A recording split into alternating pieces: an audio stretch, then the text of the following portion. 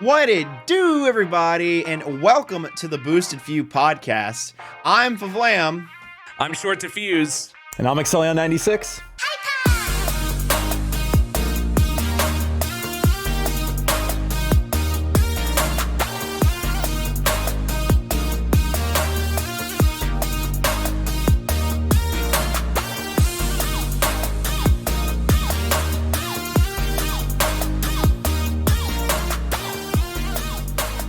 And today, we're going to be talking about Pokemon Scarlet and Violet. The Boosted Few podcast is mostly about Nintendo games and how we're going to talk about them in retrospect. But we're starting with something new today just because, you know, the relevancy of Pokemon and as we work our way backwards in the Pokemon series. So, yeah, I'm very excited to talk about this with you guys today. It's going to be really good. Oh, I'm ecstatic. I'm ready. The first question I think I have for you guys is, how was your experience like getting the game? Like, did you buy a physical copy, a digital copy? Did you buy both? And did you get any promos with it? So yeah, take the floor, boys. You want to go first, Gabe? Or?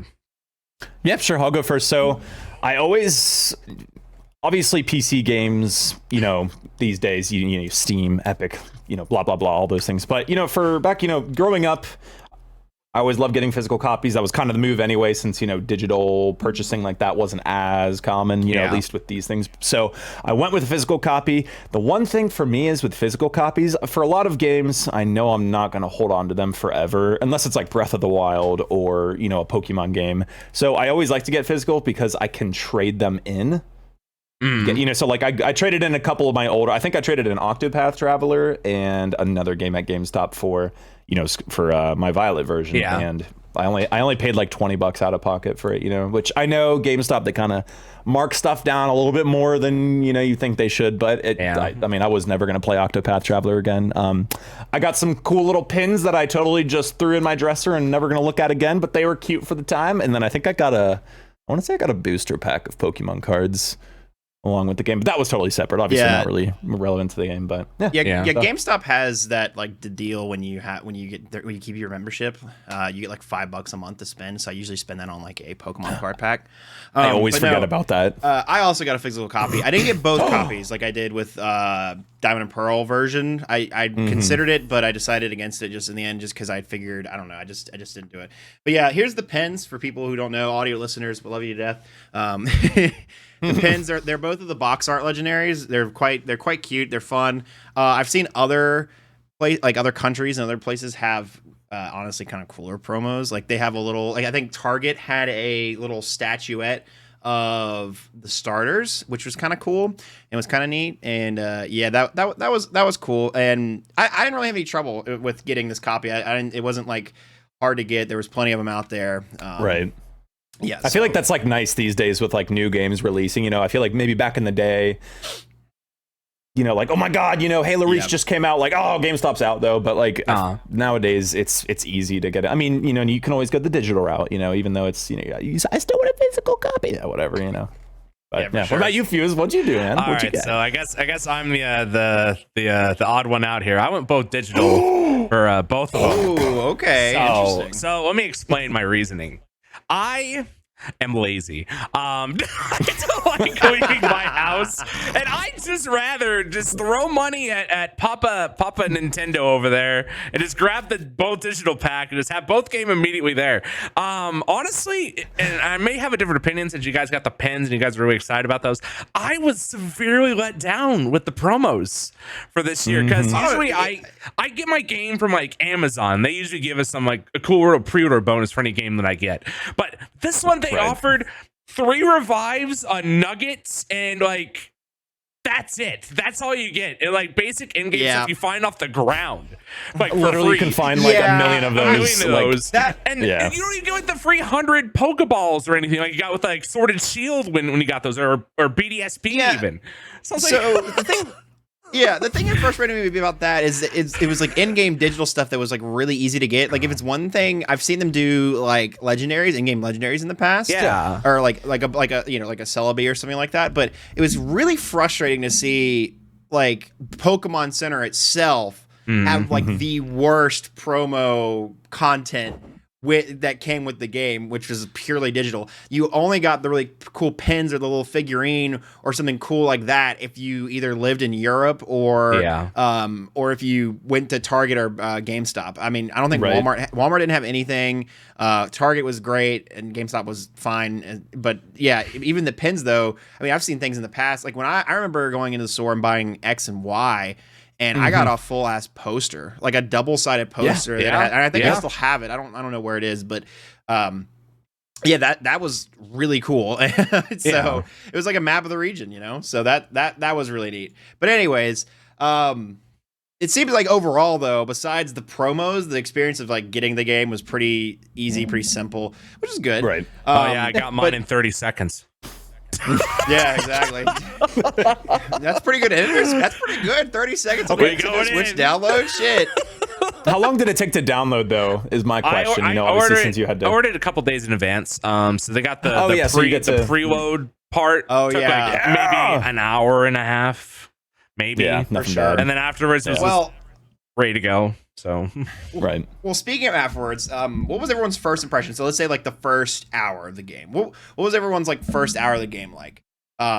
Let's let Fuse start on this one. Okay. Yeah, for sure. So I was one of those guys that was following some of the leaker accounts for Central Leaks was the Twitter. Ooh. So I got to see like a little tip there for 20 minutes of the gameplay. So I got really like, immensely hyped about it. Like the first hour for me was casual. It didn't feel as like soul sucking compared to like Pokemon like Gen 7 with their long intros and stuff. Like it kept me entertained for the first hour. Oh my god. Like the entirety. Because you get your first battle with little Lechonk, and then you get to find and run around all the other stuff, a little spider that evolves into something hideous, and then you just go into all the other stuff. Oh man. That spider is literally so bad. I'm sorry. Spidops is ugly. Dog water, dude. Oh my god. We'll get to the Pokemon that we love and hate later. Overall, but yeah, I like the first hour, it kept me entertained. So I was very impressed with the first hour of the game.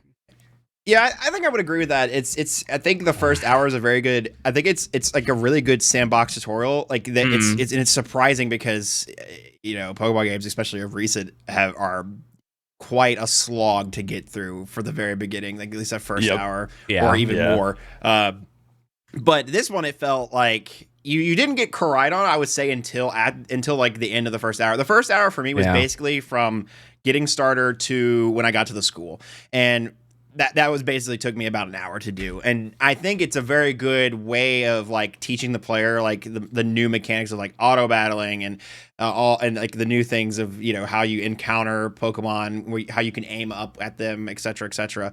In that first hour, I thought it was a pretty good thing. I mean, I think the environment felt the environments felt in that first area not very empty, surprisingly. But as it gets later on, that definitely changes. But yeah, what about you, Gabe? So my first impressions, I remember, stepping out of the house and seeing on the right, is the cliff and the beach and everything. And I am a sucker for tropical settings, which is a shame that I'd never played, the Alolan region, that generation, because like I said, I love tropical region settings. So seeing that, I loved seeing, like the trees and like, kind of like the forest line, like right there on the left. And then there was the beach on the right. And like, I thought that was gorgeous. And I was glad the game, yes, it holds your hand like any game should in the beginning, just a little bit of a, hand holding sesh, getting you familiar with everything. I was happy, Hop was not there to talk my ear off for 3 hours. I was like, thank you. I know how to click the A button. I'm so happy. But I think it was a good intro. It was fun. It was pretty. It was charming. So, I had no complaints with that. Just kind of getting right into the action too. Auto battling was awesome. That was very, very, very, very welcomed for sure. Yeah. Well, and then speaking in the beginning of the game, what little dude did you guys choose? I'll start. Ducky boy. Ducky boy. I was a Quackity. Wow, no Sprigatito's in the chat. Yeah, no Sprigatito's. Sorry. If it stands, it doesn't get picked. I'm sorry. Dude, I love how that was a big like game changer for so many people. They're like, please don't make him stand. So happy that he did. Why are you purely standing? for the fact, purely for the fact that people were mad at that it was going to stand. And there's nothing. And then people like hated Incineroar, and I'm like, no, Incineroar's great. He's Big Cat. Like, let Big Cat be himself. You know. Anyways, but that was great. Yeah, I that's just went another Coco. topic for another day. But god dang Definitely- it, why does it have to stand? It just gets more it's like becoming just this like humanoid like cat after like, you know. I'm sorry, I mean, it's weird. It's weird. But Sprigatito and its evolution just looked like it came straight out of like Miraculous Ladybug or something, you know, like Oh, heck, that's dude? fair. Well, I personally think it's ironic they're so polarized because the first stages are probably the strongest like starters we've had since like Gen 6 or 5. But the end stages are quite the opposite. I would argue that they are some of the worst we've had in the series. They start off really strong. The only thing that makes them good for the end stage is their signature moves. Because let's go down the list. We got Meowscarada, which has a priority move and always crits and is 70 base power. It's true. So that's instantly already doing like 140 damage. So that's insane for something like, let's go to 36. We got Skelliarge that no matter what, always will get a special attack bonus whenever he uses signature attack. And then, you know, I can't pronounce the other one's name. I just call him Ducky Boy. Just Ducky Boy. Quack.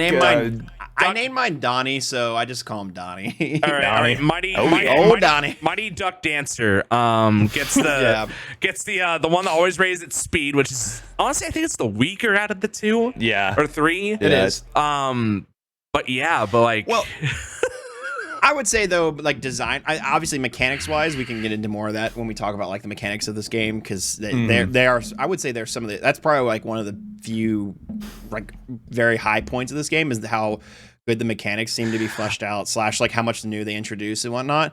But I would say in terms of just like the design, I don't know. I very much considered replacing my starter many times throughout the playthrough. This was like the first time I ever kind of felt the same. Yeah, exactly. I would say that the way they introduced them and like the little cutscene at the villa where you meet Nemona was actually like really cool.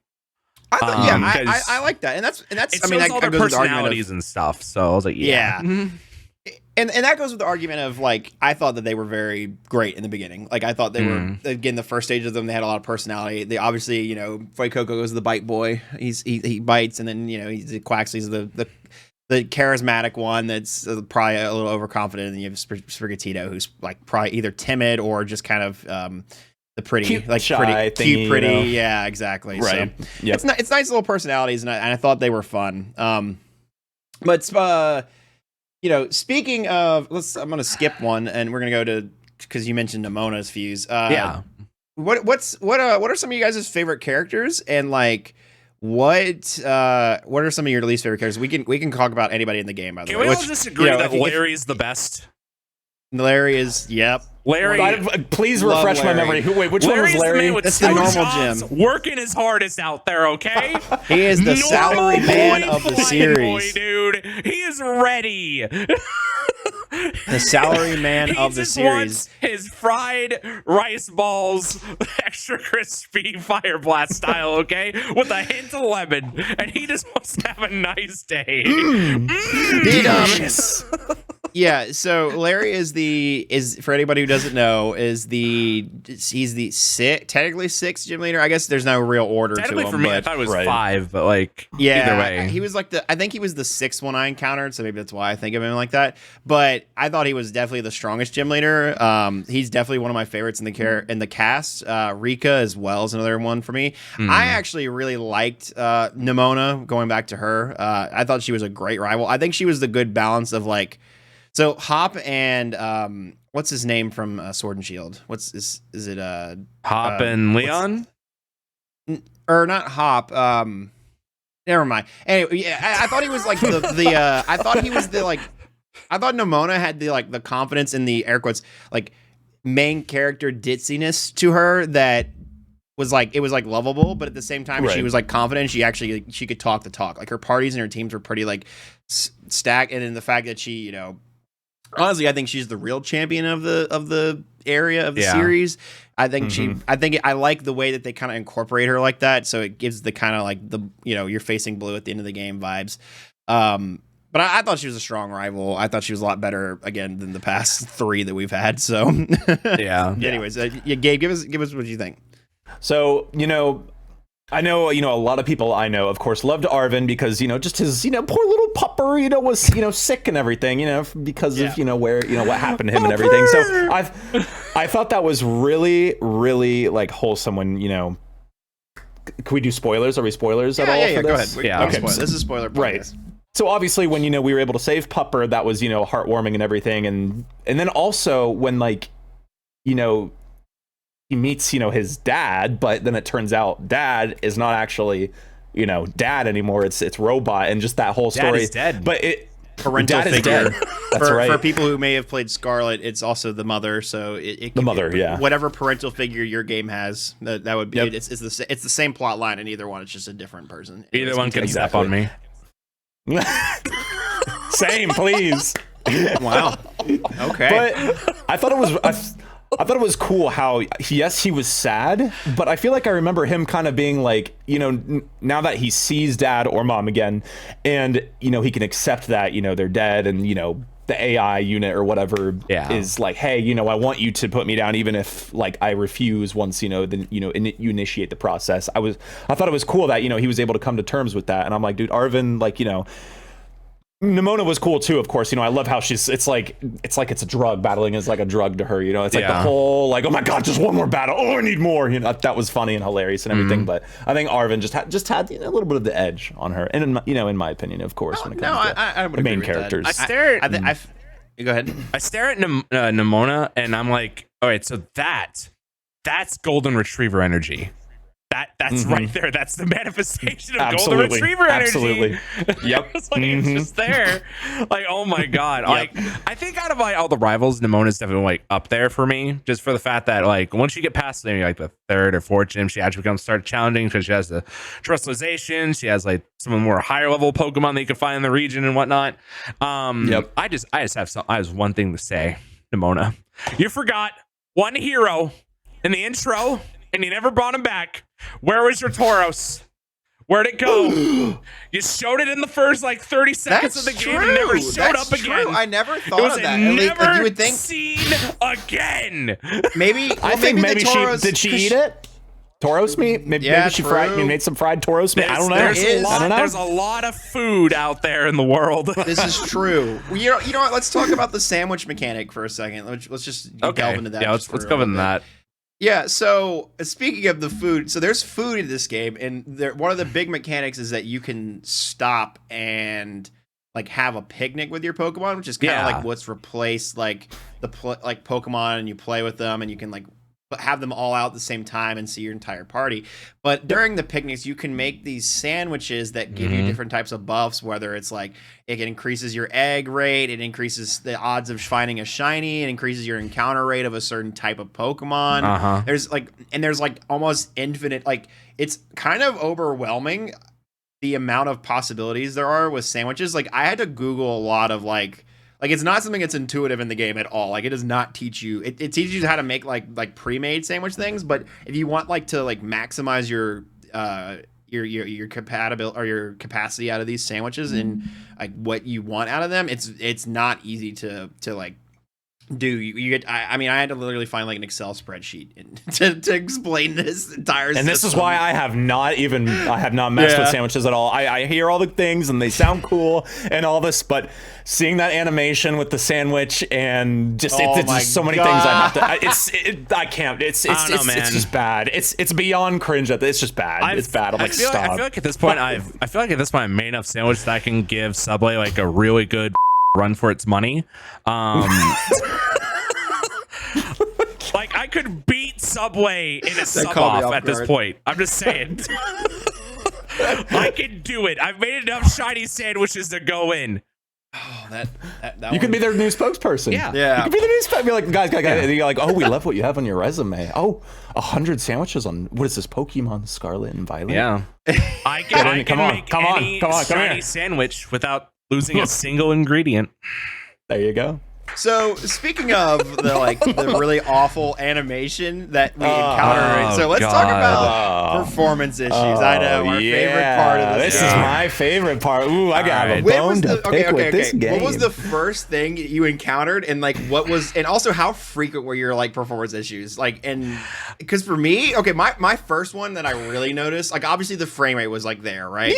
But the very first thing that really drew me out of the game, I got to the city with the windmill in it, and I saw the windmill in the distance, and it rotates. It rotates like 5 frames per second, and it's kind of unacceptable how close you can be in the not only can you if you see it outside of the town, you can be in the city that the windmill is in, and the windmill spins it's janky, you can see it skip a beat. It's insane. And I don't know. But anyways, y'all talk about y'all's things with the performance issue, because I might rip this game a little too hard if I go into that. Mine's very small, so I'll go ahead and go first. Go for it. So I only ran into one really bad bug, and I was hopping in Mezagoza on the rooftops looking for items. I jumped to where the fountain is near the west side, and all of a sudden I'm going through the ground and I die. And then I spawn in front of the door. I spawned in front of the door going to the west side of Mezagoza, and I'm like, what just happened? Where did Pokemon Scarlet and Violet just happened, bro. Pokemon Scarlet and Violet. It shows the title screen, and it shows, and then Ed Sheeran's playing in the background, and that's how you beat the game. You see, tonight it could go either way. And then afterwards, I didn't really have much issues besides some lag spikes. But if I have it in if I don't have it in undocked mode, the game runs kind of just fine for me. But I ran into a couple of hiccups, but not too many. Not some of the stuff I've seen on Twitter and Reddit and stuff. I wish I could run into that stuff. I want to run into the falling through the ground and the character models being elongated, the weird. There's a current one I saw on Twitter. There's 5 Florges on top of each other, and it looks like a giant god or something. Yeah, it looks like an angel. Yeah, how angels are described. Biblically accurate angel. And then your character just goes on knees I'm surrendering. I'm sorry. Just please don't hurt me. I yield. That's great. So another thing with the performance issues is that I encountered was so I've had frequent game crashes throughout the game. Really? I think I had the game crashed on me a lot. Wow. And I mean, obviously, a couple of crashes here and there. It's not great, but I would say throughout my first playthrough, at least 10 or more times, it crashed and I had to restart. Luckily, autosave is automatically on, but I know there's a lot of people who they purposely don't have autosave on, and so if there's people that encounter that I do, and it's really weird because I've heard that if you have the OLED switch, it's supposed to be better. It doesn't crash as bad. To clear, I do have the OLED. So that may be why I don't have too many bad. Oh well, then never mind. Well, that's what I'm saying. It's weird. I have the OLED. That's why I was really. Why is this happening? I don't know. But anyways, that was kind of the big thing. And again, Nintendo has said publicly that they are addressing these issues and they're going to be listening. Which they say that, and of course. It's either going to go in and they're going to fix it all. It's going to be great, or it's going to be the complete opposite. They're saying that as face value, and then we'll see if anything even comes of it. Because here we are. What are we now? 4 months out of almost February. Yeah, almost 4 months out from release, and there was one minor update, and it didn't really address anything other than really slight performance issues. But you go ahead, Gabe. Oh, sorry. You know what? No more talking. I'm just kidding. I'm kidding. It's the most quietest podcast ever. All right, everybody, welcome back, everybody. We're going to be looking at my pin collection. I have a Palkia in my green screen. Okay. Look weird. Palkia right here. So, look at that. Oh, yeah, I forgot you have him on your mic. That's cool. But, okay, hello. So It's there's a lot of different things. I have not run into any like game breaking, falling through the ground, the funny stuff like I said earlier, all that stuff. For me, it's been just the the draw distance, the popping in and out of existence. Obviously the frame drops, that's just omnipresent throughout the entire game. I've played games like Halo 5, Breath of the Wild, the new Kirby game. The further you get away from a character or an object that's obviously moving, sometimes you'll, like in Halo 5, I would see a Spartan running in the distance, and it would be, it's a 60 FPS game. The Spartans in the distance would be at 30 FPS, just to save on resources, obviously.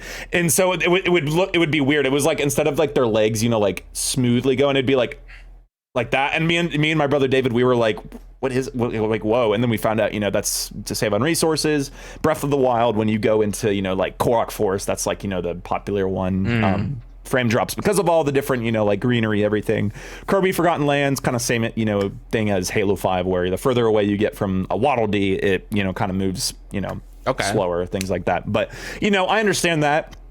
It's just like, and, those don't bug me. I'm like, I see it. I'm like, oh, that's funny. Whatever. It's not a big deal. I understand why it happens. But when it's so consistent throughout the entire game for me, it's like, it's distracting. It's beyond like, just a little like, oh, haha, moment for me now. And, like seeing just the textures, like it's like I'm seeing like a PowerPoint presentation or like a flip book, like of an artist, like, before and after pictures, but like, like 5 different times, getting the closer I get to what was it, Megoza or whatever.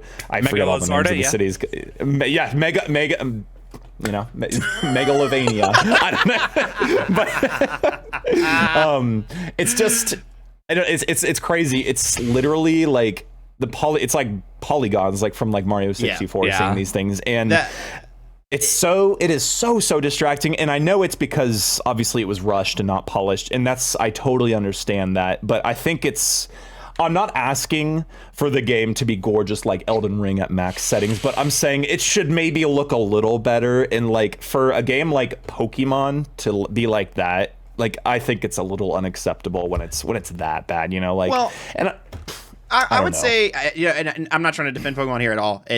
I would say I agree with that, and it's kind of unacceptable from the biggest media franchise in the entire world. Right. Like you would think that the flagship, while it doesn't make them the most money out of all of their products, they would try to make that have the best opticals compared to the show, the plushies, or whatever. Because, again, I mean, and I heard someone, I think it was the beat 'em ups guy podcast and whatnot. They were talking about how, when the games release, that drives the cards, the plushies, the show, and so if the game gets delayed, then so does all of that and everything else. The cash cow, the cash cow of the whole thing. And so it makes sense why it's rushed. It's just a really bad system, and they really do need to like. And I would even argue that they might need to reconsider, what studio holds Pokemon at this point. Because I don't know if Game Freak is capable of making a good 3D Pokemon game. I think Sword and Shield was like okay, but again, it was still kind of this like hybrid of like. If you want, sure, it's like an open world, whatever. If you want that, then great. But it was still this weird hybrid of like, I don't know. But the only thing that really gave me hope was the Crown Tundra, and Crown Tundra and the other one. I forget what the other one was called. Isle of Armor. DLCs in Sword and Shield. Isle of Armor. That's it. Because they actually have pretty decent open worlds, and they've done it before. And if they took that engine like that they used in Isle of Armor and whatnot, I think you could make a pretty comparable like open world Pokemon game. I don't know, and I don't know like what they do on the back end, but definitely something that they really need to kind of like look internally and say like, okay, are we gonna like split resources again and do 2 different series, or do we maybe we should take 3 years to make the next one. Like I as a Pokemon fan, I think it'd be worth it in the long term, and I would be more than happy to wait that amount of time, especially now that they have all the content that they can push out with Sword and Shield. They can push out a small update for it to include whatever DLC, etc., etc. So anyways, that's kind of my 2 cents on that. Yeah, for sure. Yeah, but the other thing, I guess moving on, we could go back to speaking of like the open world and the story and whatnot. So what do you guys think of like one, the open world itself, and then two, what is like the story that you connected with the most, and like what story did you enjoy out of the three different paths? And for those who don't know, in this game, compared to the other games, they've opened it up a lot more. It's now like a pure, true to form open world, like Breath of the Wild-esque, if you will. But there's three different kind of story paths you go on. There's the Champion's Path, which is the traditional. You beat the 8 gyms, you go on to the Champion, beat the Elite Four, and beat the Victory Champion. Road. Yeah, Victory Road, right? Victory the second one is called Road. Mission Starfall, which is this game's equivalent of like the bad guys or the evil gang. The Team Rocket of this game. But in this game, they're a lot more. They're just kids that get bullied and they tried to form a club. But and then the last one is like the area. I don't know what it was called, but like the Area Zero quest, if you will. And so you go around the region and you encounter these Titan Pokemon, which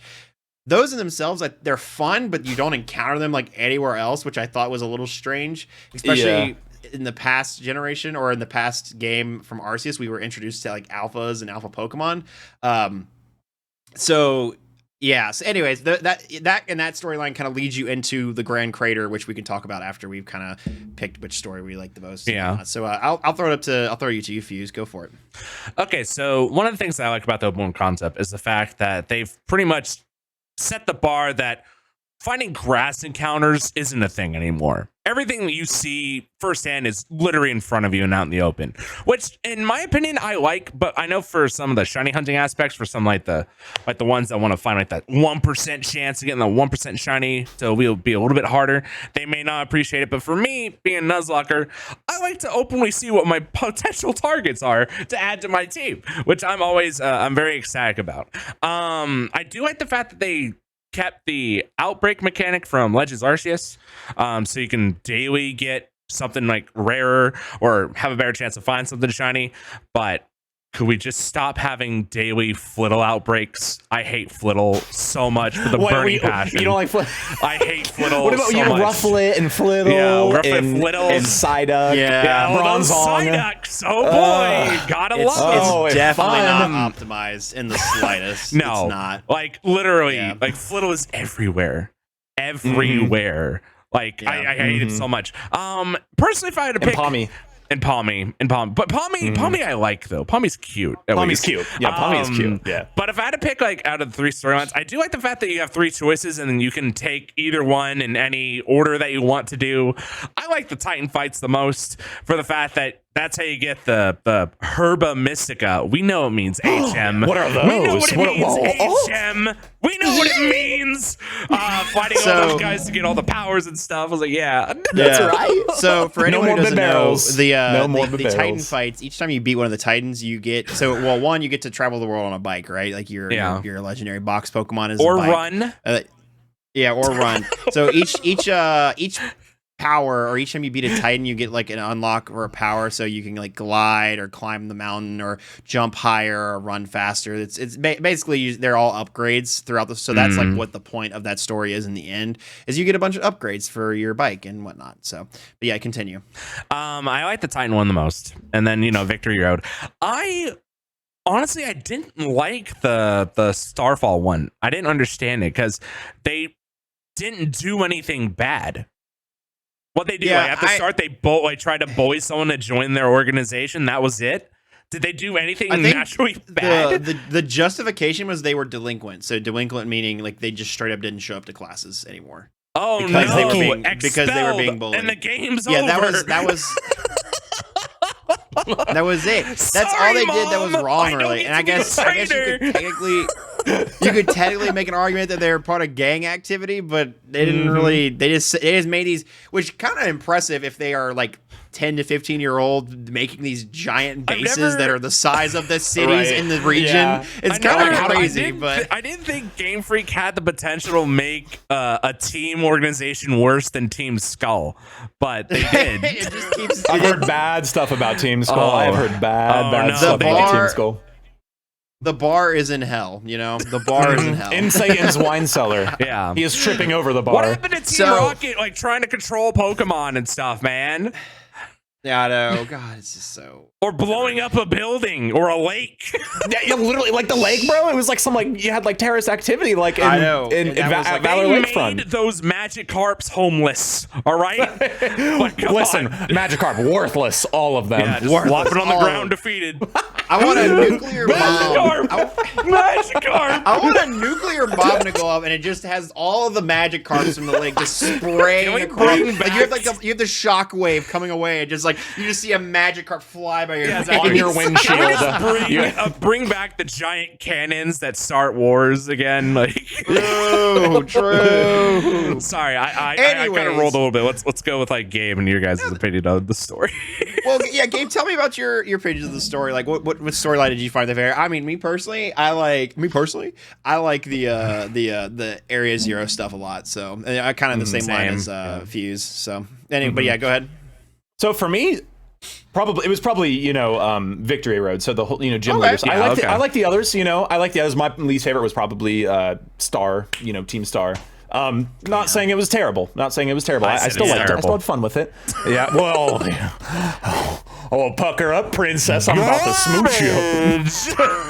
It satisfied just what it was trying to do for me, nothing more than that. But I like the gym leaders, the whole thing about the open world. I love ever since Breath of the Wild. Yeah, that game taught me to just enjoy an open world. I love just like listening. I have like an ear for music, obviously, in video games. I love just listening, taking in the scenery, and I think I wish the game did a little bit more with the open world, kind of like, with just like the air, like the wind and everything, like, but that's whatever, it's not the point, it's not Breath of the Wild, and that's okay with me. But what I think is just it just kind of shoots itself in the foot. It contradicts itself, all the different analogies I can make and and figures of speech is you can do anything in whatever order you want, but the levels don't scale. So why would I go to the Psychic Gym that has level 40s or 50 Pokemon? Yeah. As number one, there's no point. So it's like they're like, hey, go do whatever you want, but don't actually, because you'll get destroyed.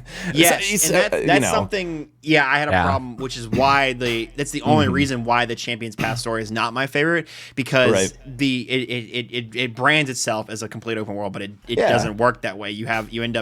There's a very clear path that they want you to take. It's also not intuitive. You would think it'd be like, oh, you just make a circle, or you would think, oh, as you move further north in the world, that would be like the difficulty scaling, which that I could see making sense. But no, it's not even that. There's a gym leader who's in the far south, southwest, who seems to be is meant to be like one of the kind in-game gym leaders. Yeah, And it's near the beginning.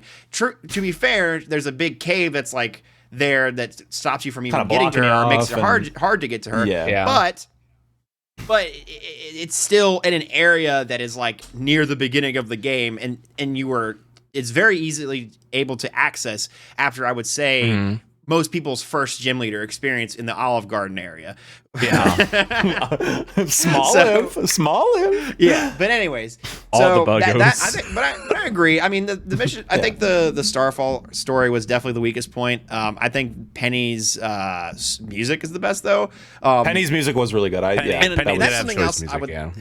Yeah, and that's something else I would like to talk about is the music, and I'll go ahead and start this. Is like, can I do one thing before we switch over?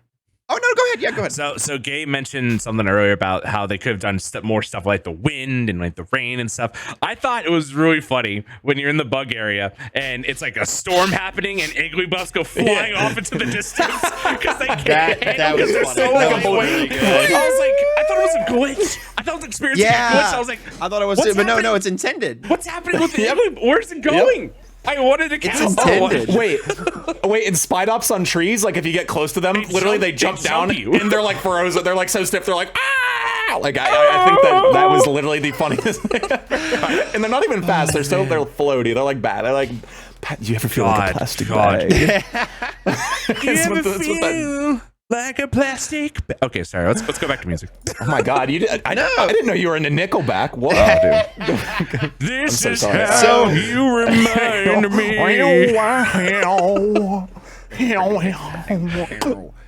All right. So music in this game, the music in this game is excellent. That is it's always been a strong point of the Pokemon series. I don't think there's ever been a Pokemon game that has bad music per se. No. The music this time around, though, about I would say a third of it, or almost half, is done by the lovely, the wonderful, the one and only Toby Fox from Undertale. If you didn't know that, Oh my god, I love Spider-Man. Tobey Maguire. I'm just Yep, kidding. Toby Maguire. Yeah, There he is. No, but he makes a lot of the really good themes. He makes the Pokemon Center theme. He does like a lot of the end game music for the final bosses. He makes the raid music, and he makes some of the I think the Wild Encounter music is also him. So there's a lot of really good tracks just from Toby Fox alone, and then a bunch of other tracks throughout the game are really good. I really enjoy the terrestrialization music, like when you were in the middle of a gym battle. Oh, like a gym battle, yeah. And it's like everybody cheering in the battle. Yeah, like, it's very reminiscent of the Sword and Shield gym battle theme when everyone's Gigantamax, which that was honestly, again, the music in that part was very hype and very fun, and it's very reminiscent. It has a very similar sound to it, but it's different at the same time. It's really fun. Yeah. I enjoy the music a lot. I definitely think my favorite track is I think it's ironic enough, it's one of the cities. It sounds like I think it's the city with the electric gym leader when you're walking around, and it has like I'll play it in the post. Yeah, in the post, or I'll add it in post. And I'll play it for everybody in the audience right now. But the music is very jazzy, and it sounds like something that is straight out of Undertale, which I adore the music Undertale, my personal taste. So I very much enjoy that song. There it is. So, that was really good. But yeah, I want y'all's opinions on the music. Yeah, give it to me. We gotta talk about Ed Sheeran. No, he's in the. I forgot about that. I forgot. Oh. We gotta talk about Ed. Do you know for a fun fact that song wasn't made for this game? It was released like 2 years ago. Really? Yeah. Oh wow. They just asked if they could use it, and they were like, sure, go ahead, go nuts. And it was like, okay, sure. Like. The second it started playing in the very end of the game, I was like, "Wow, they milk that, huh?" Okay. And the thing with that compounds onto the other thing. They have Ed Sheeran money, but they don't have money to optimize their game. Like, come on, bro. But dude, you see tonight could go either way. Horse flying across razor blades. What do you think, Gabe? Lay it on me. So one of my favorite things about the music in this game is how it all sucks. I'm just kidding. No, I liked a lot of the music. I thought there was this one, like, I think one of like a few of the routes had like this kind of like Irish song that's like I'm not a fan. I'm not a fan of that one. I'm sorry. I like how it kind of starts. It kind of sounds like surf or guitar. I was like, yeah, that was great. I love that one. Yeah, dude, I love this one. Oh no. Oh really? Well, I think it's the worst. Shot right in the heart. But me and Quinn, we were always like, all right, I don't even want to go to that route because whatever. But you know, it's still catchy. It's catchy, even though I don't like it personally. But I loved how the music evolved with like, you know, like when I'm sorry, I know I need to stop with this, but you know, so like if you're just walking around, it's kind of slower, you know, relative to the rhythm and like, you know, the beat and everything. But you know, then if you get on your bike, you know, you can ride on, you know, it picks up. And then if you get into a battle, it, you know, like I remember like one of them is like very like bouncy, you know, I forget which routes it is, but it's like that's the Toby Fox one. Yep, yeah, that one is fun. You know, it's so bouncy. It's cool because it doesn't really sound like Pokemon music to me, but I like it, you know. I like just how it just kind of, it's like it crescendos each time you do something a little bit more high energy. You're in a battle and now all of a sudden, and then you know, like you kill the Pokemon, you kill it, it's dead, and it's, and you know, it just calms back down. And it just it kind of feels like you're cooling off and everything. And I did like the Nimona music as well. That was good, you know. And Area Zero, another track that did not really sound Pokemon. You know, it sounded, I don't know, I can't remember exactly how it went, but it did not sound Pokemon. It sounded like you're walking into like a track. It sounded like you're walking into like a sanctuary or something kind of crazy. It was, I think it did great. You know, it was the exact kind of vibes that area gave off. And I can go on about Area Zero, but obviously that's for a different section. But the music, I like the music. My favorite thing, like I said, though, is how it kind of evolved, like with what you're doing. Yeah. Why don't you go ahead and talk about Area Zero? Let's talk about like Area Zero, and like we can talk about like also the favorite, or like the new Pokemon. I love also talk about the our favorite paradox Pokemon of or future new Pokemon. I love that so much. Salamence. Salamence is my favorite Pokemon, and beautiful. Give me Jigglypuff. What's the other one I was looking at? Iron Valiant. That one's great. Like the mixture of Gardevoir, like the fusion of Gardevoir and Glade. That's a great I love one, it. It was great. What was the Delibird one called? That one was so just weird looking. I was like, what am I? I'm like looking at like this Iron vending machine. Yeah. That one threw me off a little bit. And did you just say vending machine? I did. No. I did. Oh, We did. I'm sorry. And then we also have like Unga Bungus over here being all sussy wussy as Among Us. Remember?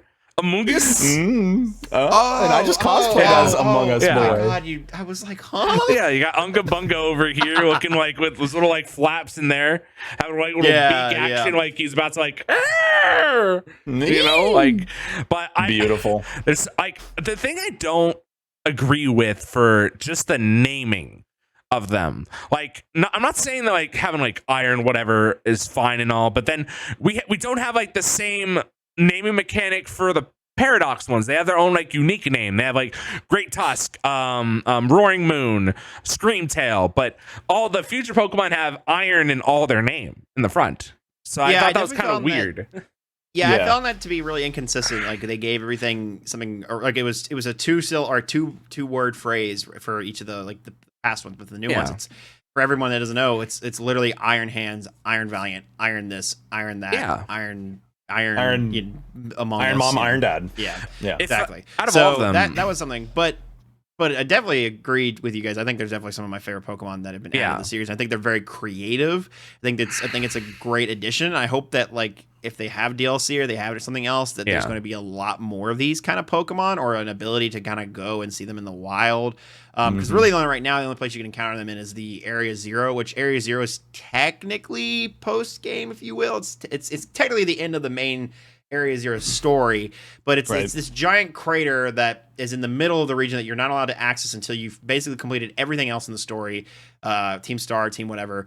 And when you go down there, there's a giant lab, and you encounter your dead, or not your partner or your friend Arvin's father/mother, depending on the game you play. And in that area, though, is the only time that you can see these Paradox Pokemon that are version exclusive, by the way, spawn. That's like the only area you can encounter them in, and it's cool. It's a very cool concept, but it's definitely interesting to say the least. But yeah, do you guys want to hear a theory?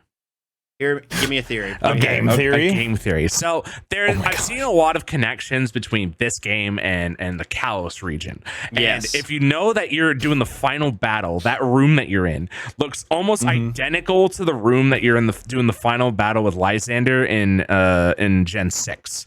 So it's theorized that the Great Crater was created about 3,000 or so years ago. So they think it's the original place where Z had made his first cannon and made it there, because the room has that same crystallization like the cannon was made for Lysander.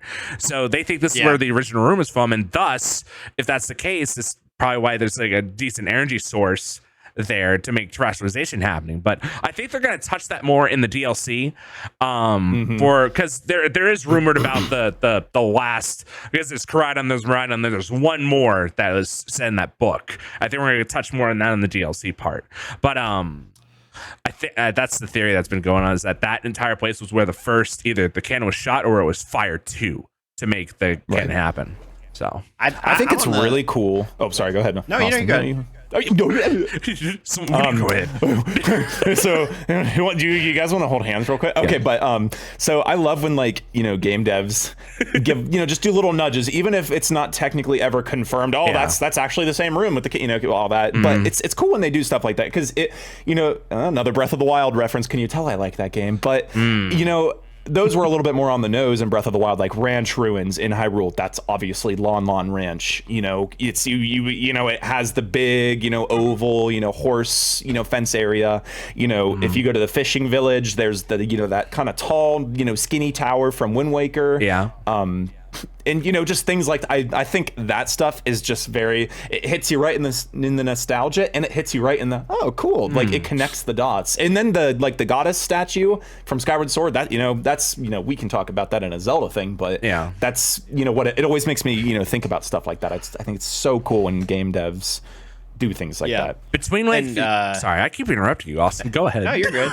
So I'm on the side with that theory that you propose, Fuse. I'm on the side of the fence that it is like, it's definitely something that's, I think that's where like the crater hit. That was like where you shot. That's where they shot because of how massive the crater is and how big the post thing is. Plus, the cannon can be found in X and Y, like in that region. So I'm definitely on the side of the fence. That's where they got that. I'm convinced. Yeah, count me in. Yeah. But speaking of terrestrialization and also like the cannon and all that stuff. So in this game, for anybody, I almost said the chat. Anybody listening doesn't know. Terrestrialization is the gimmick of this game. The gimmick of this game, the Pokemon games, since basically Mega Evolutions have had a gimmick. Each game, you had Mega Evolutions and you had Gigantamaxing, you had Z moves, etc., etc. This game is called Terrestrialization. And what a Terrestrialization does is for on one Pokemon, once per battle, you can essentially change the Pokemon's type, which is a very cool. In my opinion, I think it's a very, very cool and very different mechanic. I think it really opens up a lot of options for Pokemon who may have like moves. Like my biggest thing or not biggest, but like the one that came to mind first is like how Staraptor learns close combat later on in its evolution cycle, but it never becomes a becomes fighting type. Yeah. But you can terrestrialize into a fighting type now, and that move does stab. Yeah. And so that's just an example of the many things you can do with terrestrialization. There's a lot more you can do. Yeah. Each of the gym leaders terrestrializes against you. And they use Pokemon that aren't of their type, but they terrestrialize it into their type, which is, you could say is easy, but I think it was a clever way to kind of introduce this mechanic. But at the same time, I think terrestrialization, I think some of the designs of them are a little goofy, but I kind of like how goofy they are. You know what I'm saying? Right. I think it gives a lot of care. Some of them throw out the nostalgia part, I believe. Like some of them are like in reference like the trading card game, like for the dark one, or for Psychic has a little like symbol over it. Yeah. And I do like the fact that even like for instance, Pikachu could just terrestrialize into an electro type, and then it gets double stab instead of its traditional 50% buff, which I think is which for competitive wise, terrestrialization is one of the things that everyone has to focus on or be prepared for. Because if you're trying to fight like for instance, I was doing a battle the other day where I fought a Hydreigon that transformed into a water type. I was like, oh, I'm not ready for this, because I was predicting it to be like fairy or fighting or just dragon. Exactly. But then it just throws it could change the entire outcome of a battle in your way or even against you. And I think like to have those like mind games is like an extra part for battling a Pokemon. I really like that. I do feel like the puzzle. It's like a puzzle at this point, The action game turns into a puzzle game. Turns into it's crazy. I think it's really cool. And then even if for like your like what's a good example here? Your standing cat for the grass Pokemon just decides to turn into like flying instead. It still has its stab for grass and dark, so it still keeps the stuff. It's just its only weakest and advantages for some of those moves still change, which I think is really cool. Yeah, no, I agree.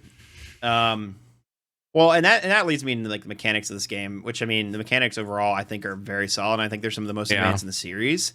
In addition to terrestrialization, there's a lot of like you can optimize your EV values and your IV or is EV and IV? That's it. Yeah, effort values. I love EV. They're my favorite. My favorite Pokemon. IVs. You can go and throw those bottle caps at the dude with the Abomasnow, and boom. Yeah, so that's right. Which is something you haven't been able to do in previous games. I think Arceus was the only one that allowed you to do that. But even then, I think it was only and EVs. Stuff, yeah, but that was only EVs. I don't think you could change IVs. IVs was just still a natural thing. Which for people who don't know, IVs and EVs are kind of these stats that make a Pokemon unique. It makes one Gardevoir stand out from another Gardevoir, etc., etc. But now what you can do is you can get more for competitive. For competitive, you can now finish what you were saying. What? No. But now for competitive players, you can optimize Pokemon in a much quicker way. You don't have to do all this breeding. You don't have to do all this other stuff. You can just straight up take it somewhere, max out all their EVs and IVs, and it makes it a lot easier to get into the. I would say it makes it easier to get in competitive scene and being part of competitive Pokemon, which I think is a really cool thing. Yeah. And also the mechanics of like TMs, and I know TMs are temporary in this game, or they're disposable now. Yeah. But I never encountered an issue with like. I didn't either. Getting like running out of TMs that I wanted to use, at least through the I have game. a little too many. I have like way too many. I think I've only used them like a couple times. It's more about going out and trying to find the TM that I'm looking for that I had an issue with, because then I have to go and look that up. I do like the fact for if you're trying to make your Pokemon into like a certain way, that now there's just a dedicated store where you can buy like the nature changing berries or whatever, or just buy the stuff to make your EVs higher, and then the guys like right across the street, boom, make the IVs like at 31 where that's supposed to be. Yeah, I really like that a lot. But honestly, I want to like we'll go back here and think about like for Gen 9 in a whole. Do you guys have like a favorite Pokemon or like a least favorite one? Least favorite for sure, definitely Spidops. Applejack Cinnamon guy. Spidops is beautiful. Spidops he is fucking garbage. He is so stupid. He's he is bad. He is very, very bad. What does he bring? He is his love. Congrats, he's his fucking unyielding stalker. love. That's what he is. Hiding You're in the telling trees. me you're telling me Applejack Cinnamon guy is cooler than head empty spider like cardboard thing. No, I'm sorry, but that Cinnamon guy is the ugliest, stupidest looking thing ever. It is the ugliest. Literally could not be in the game, and it'd be no difference. Nope. Dude, I'm hunting Spidey Shineouts right now. No prominent stat. All right, his he's bad. He sucks ass. He is very bad. I really like Palmy. Low kicks is the hero for the bugs of this gen. All right, I'm so sick of low kicks. He's all I see everywhere. Can we talk for a second about my hero Annihilate? My dude. I was I'm surprised yours wasn't Annihilate. No. Mine is Annihilate. I was shitting on his. Okay. Spidops is definitely not my favorite of this game, but I love him. Go talk about your favorite, and then I'll talk about my incredibly like love for Annihilate. Pikachu. I like Pikachu. No, you know what? Actually, I'm gonna look up. I need to refresh my. Because a lot of the Pokemon I used in this were actually not Gen 9. Like I tried to get into Palmy, but Palmy kind of just underwhelmed me. It's cute. I like Palmy, but he's not obviously my favorite. So go on. I'm gonna refresh my memory. My favorite is, I'm just gonna go ahead and say it. My favorite right now, since we know Fuses and Gabe's gonna look his up.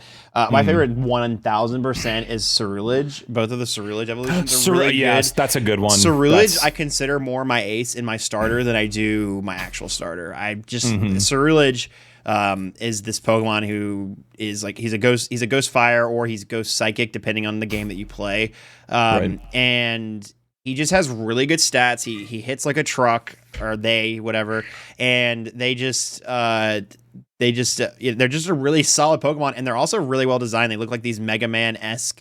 They either have cannons or swords depending on the game you're playing. It's very cool. I think they're well designed. They hold their ground and competitive, and also just in the game like in general. I think they're just a great Pokemon. And yeah, that's my favorite. I love me some Cerulege, man. I would give Cerulege and Armarouge a solid 7 out of 10. The only reason I wouldn't give them a higher number is the fact that Game Freak had the great opportunity to make a fantastic shiny of each one, and instead they just changed their eyes to blue. They're tiny little eyes that you can't even see. You're supposed are blue. Like, how am I supposed to enjoy a shiny Pokemon if it's just not even shiny? It is, but it's not. They could have inverted both of them, and it would have been glorious. It would have been great. Yeah, that would have been so sick. It would have been so amazing. But no, they went lazy after hyping them up and spoiling them in one of their little tutorials and stuff. But no. But that's the only reason. Like, otherwise, they're great. I love their design. They remind me of Mega Man Net Navis. Yep, same. And I'm so excited. I know this is like a little bit of a sidetrack. I'm excited for Mega Man Battle Network to come out in April 12th this year. Of all of them, all of the entire games, I may just stream them. Oh, it's like a big It's like a giant thing yes, for the you Switch. will. Now back to my thing. My heroes finally graced Primeape with an evolution that made so much sense. So for those that don't know, I have been riding the manky Primeape dick for like ever since I've been in Pokemon the entire time. I've loved them. And the fact that they made Primeape so mad he died and came back stronger as because he's so angry just lights my heart with joy. And they make him ghost fighting on top of that. And then they made him ubers and competitive. And I'm like, I love it so much. Like, my heart is so full with this game. Automatically, just the annihilate part gave the game a 10 out of 10 for me. Like, I was so satisfied. And they didn't bring Bidoof back. Yes. Or Furret. Don't forget they did not bring Furret back, which is a crime. That is a crime. I would have liked Furret back. Just leave Bidoof alone. Yeah. Don't bring him back. Gabe, who's your favorite now? So definitely, as soon as you said Ceruledge, I'm like, okay, ultimately, I think he is my favorite just as like, you know, being on my team, looking cool. You know, he's pretty strong. He's fun. Yeah, shiny sucks. But, you know, that's kind of like outside of, you know, what makes a Pokemon my favorite. Yeah. He's definitely my overall just, you know, usable Pokemon, my favorite quirky Mimi Pokemon, tied between Spidops and Toadstool. Toadstool running around, so funny. He's just so funny, just seeing it running around. And then favorite Pokemon like story is definitely Tinkaton.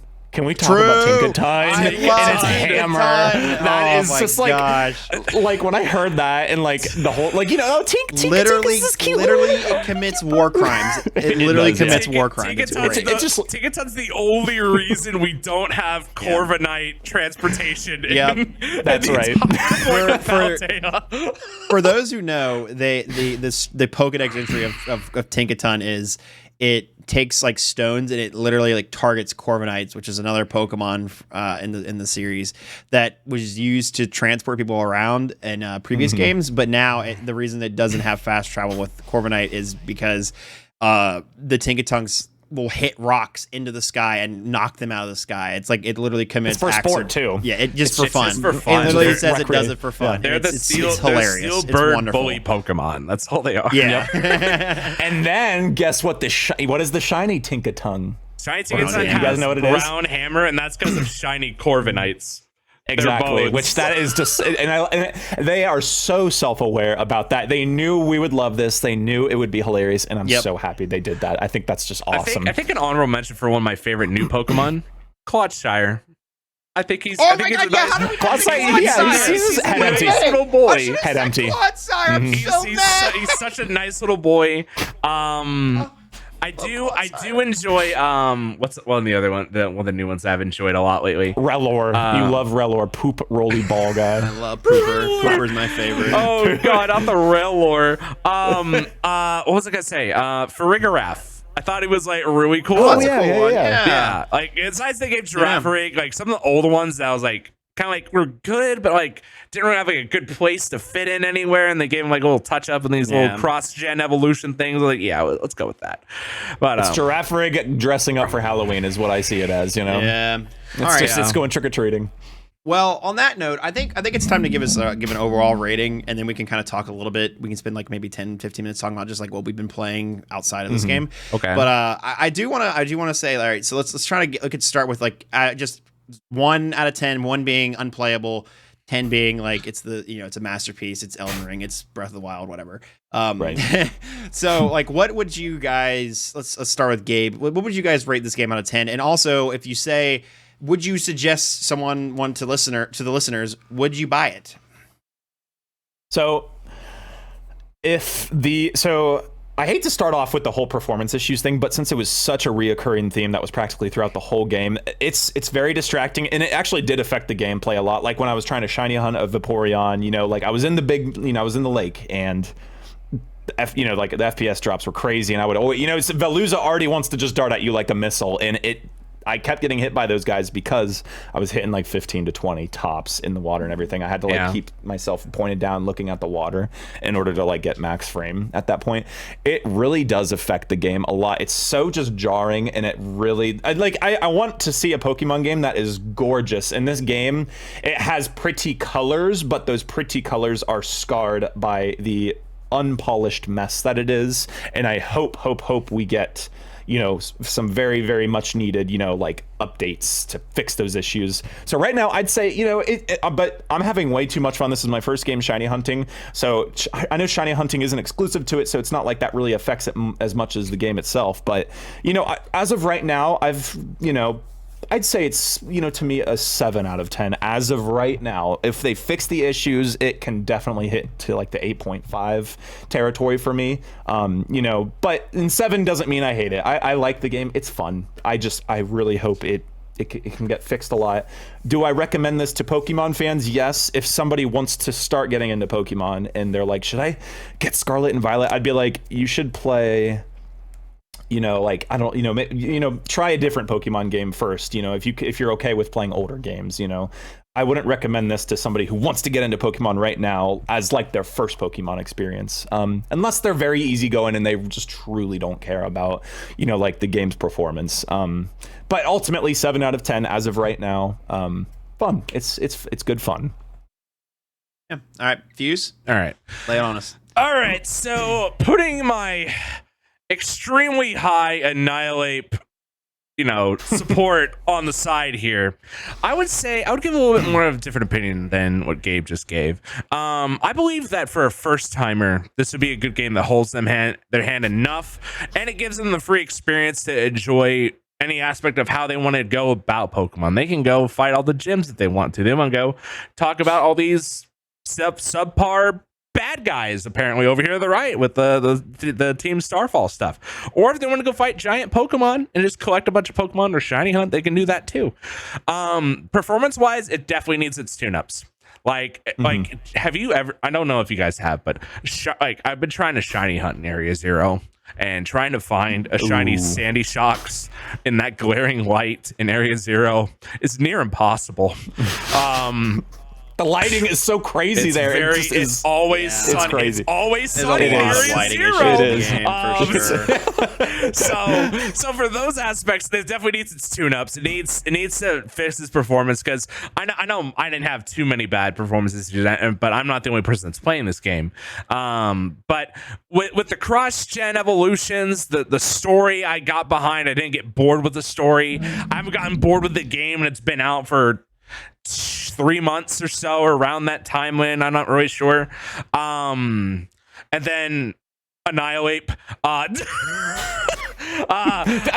Fuse, do you like Annihilate? I needed to tell me Annihilate. And I'm just saying, Game Freak, you need to get a plushie out immediately. Literally take my money, please. We're playing. I'm gonna just tell Quinn to just crochet one. Please, I'll give her this Ditto. You want Jello? It's right here. But besides that, with like all the character development and all the other stuff and the storyline and the final battle, minus Ed Sheeran, I would give mine about an 8 out of 10. And all singing high praise. Yep. Yeah. So I think I'm gonna be the most critical of this game compared to y'all's reviews. So I found. All right, get him out of here. Austin, we're taking over. I think the game is fun, and I think it's worth playing. If you are a current Pokemon fan and you play every game and whatever, you definitely will like this one. It'll be fun. I enjoyed it. I enjoyed my time playing through it. I would say it's actually. I would also agree with Fuse on the fact that if it's someone who's never played a Pokemon game before, if it's going to be, you know, future games are going to be like this one and also maybe like Arceus, this probably would be a good time for you to step in. But for people who have played the series in the past and are trying to get back into it, I would not suggest it to them. I would suggest them to play Arceus or Sword and Shield, just to kind of ease them back into the series. And then if they enjoy that, then maybe that could translate over. But I think the performance issues are just really just unacceptable. Especially, I mean, I think out of the three of us, though, I also had the most negative experience with the performance issues from what we described. You know, the constant game crashes and the frame drops and whatnot. That's crazy. But yeah. So I give it a failing grade of 6. Give it a 6. I give it a failing grade of a 6 out of 10. Yeah. Oh, 6. I think it fails. I think it's not enough. I think it could be more. It could be better. But again, I think that's just my personal experience of the game not performing. It's not up to snuff. But overall, I still think it's a very enjoyable experience. I think I got through to the end, but I definitely have kind of put the game down since beating it, and I haven't really had the desire to come back to it. Again, that's just me, but that's kind of where I stand. It's definitely, I think it's one of the weaker entries in the franchise. Not as bad as later entries that we will talk about in later episodes of the podcast. Right. That's kind of our. Yeah. Hurry! Click! Ring the bell. Click subscribe. Click the bell. Please. Click. Yeah, please subscribe. Drop a review. Drop a comment. Leave whatever it is, whatever platform you're listening or watching us on today. But let's go ahead and talk. Let's take 10 minutes to talk about things we're playing right now. Just talk about, okay, hey, this is games I've been playing. It doesn't even have to be Nintendo related. And then I think we can wrap up for our first episode of the podcast. That's right. Yes, let's give ourselves a round of applause real quick. Yeah, we did it. Woo. Oh my God, we're doing it, guys. My mom, get the camera. No, I'll start us off. Obviously, I play a lot of Valorant. Valorant's really fun. They just released a update to Valorant. There's the new season or the new episode. They've done rank resets, and that's been nice. Time and a half to deal with. Another game I've been playing a lot is I play Banjo-Kazooie on my own stream, twitch.tv/Flam. But I've been playing that a lot. That's been really fun to kind of revisit a really old game like that. And some other games I'm really planning to play soon, as I have this old Wii game called The Blob. It's kind of like Splatoon before. It's like a single player Splatoon game. Yeah, it's pretty. Yeah. It was pretty fun. At least I remember it. We're gonna see if it's nostalgia or if it's actually a fun game. If it holds up the test of time. Yeah, exactly. Also, one last thing I've been doing is I'm playing a lot of Raft with my brother. Me and my brother have been playing things together, and we've been playing Raft, and that's a really fun experience. And I think especially as a co-op experience, I don't know if I'd recommend it as like a solo thing, but if you have somebody, either a significant other or a family member or just a friend or a couple of friends, it has up to 8-player co-op, which is kind of insane. If you have that, I recommend it. It's a great survival crafting game. It's really fun. It has a cool story to it, actually, and yeah, I think it's a good time. Let's pass it over to Fuse. What you been up to? What you been playing? I just beat Pokemon Violet as an egg lock with my community after 7 tries. 6 of them was just because chat wipes me with donations because I let people influence my run by throwing money at me. Giving the credit card info now, please. And so I have a thing where if they do like a high donation, it summons Exodia from Yu-Gi-Oh! And it wipes my entire team. Oh no! Wow. Yeah, that's brutal. I even edited it so instead of Kaiba's face, it shows my face instead. So yeah, we just finished that. We're now gonna go just take like a week or so of shiny hunting and Scarlet for chat's votes, and then if I get any extras, I give them away to chat. And then on YouTube, I'm actually doing YouTube streams on my channel at YouTube/ShortDiffuse, where we're doing Pokemon Infinite Fusions on Fridays. So it's a game where you can fuse any Pokemon with any other Pokemon with like 176,000 different combinations that you can make. And we just started that literally last Friday, and I have some crazy combinations already. And we just beat Brock, nice. And now we're heading on to Mount Moon for Misty. And then on my off time, I've dabbled lightly back into League of Legends again. I know it's terrible. It's a terrible game. Yes, everyone's favorite. The other Riot sinkhole. The other side of Riot Gaming.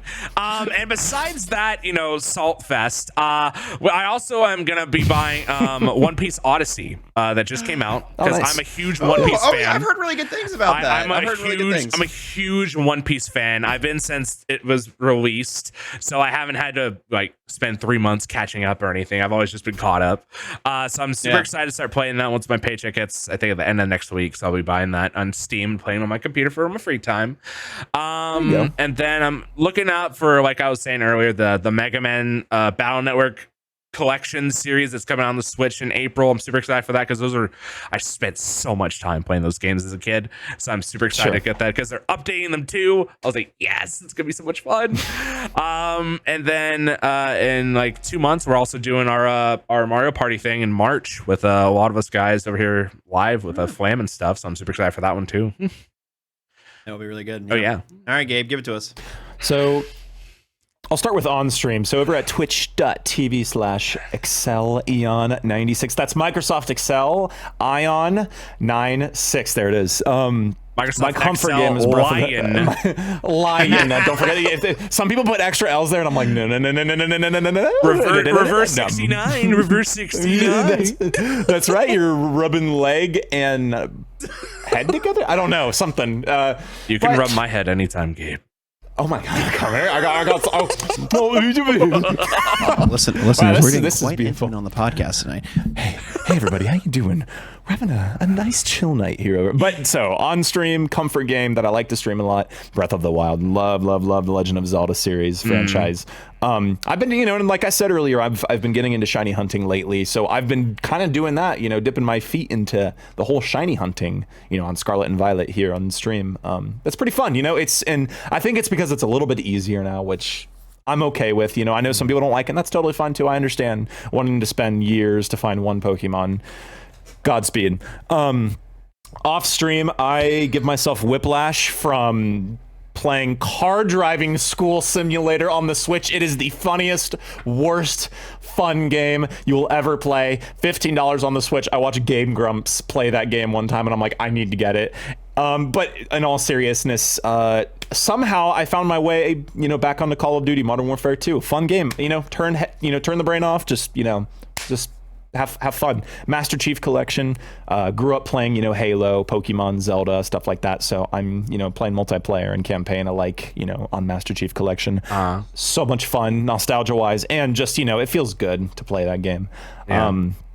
And then Ghostwire Tokyo, that's another really good, I don't know if you guys have heard of that game, but it is a really, really good, it's a first-person kind of open world.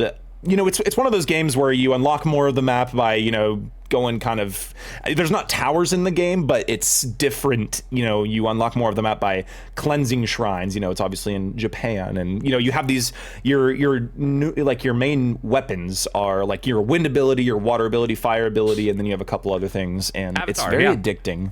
Yeah, Avatar. I mean, sometimes I'm playing Avatar, but in Japan.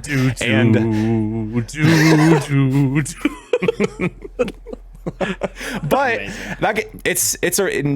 I love like Japanese lore and everything like that too. Just because obviously it's vastly different from like what I'm used to, in Ohio and all that stuff. But and then off stream as well, I'll hunt shinies. Like I just got a shiny Toadstool. It's just this little, he's just this little like white like jellyfish thing running around looking like Squidward, like with this hunt, and he looks so stupid. Yeah, but he's walking sperm. I love it. Oh my God.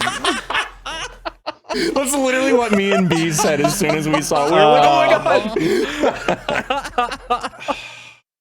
I cannot wait for Tears of the Kingdom, Silent Hill 2 remake, Dead Space remake, Resident Evil 4 remake, and when Metroid Prime 4 finally comes out of this state of dormancy, limbo, whatever. Yeah. God, I want more info. I hope we get that game within the next couple of years. I am itching for it. But those are what I'm looking forward to. Nice. Yeah, so a lot of fun. All right. Well, I think that wraps us up for the podcast. Thanks, everybody, for listening. And again, everybody who leaves a review, follows, subscribes. You can find us on Twitter at Pod Boosted. You can find us on YouTube. You can find us each individually, FVLAM, on Twitch, YouTube. Same thing with Short to Fuse, and same thing with Excelion96. Do you always have any last remarks? Performance issues, am I right?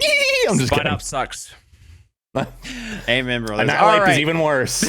Next week we'll be talking about. Don't worry about it. I will find where you live, sir. Yeah, come on. Next I'm waiting. Week we'll be talking about Spinops Pokemon Legends Arceus and Pokemon BDSP, the remakes of Diamond and Pearl. So make sure to listen in. Make sure to be a part of that, and make sure you follow so you won't miss it. So thanks everybody, and I hope you all have a good one. Bye. Good night, everyone. Bye, Thank you. everybody. Have fun. See you later. Have fun.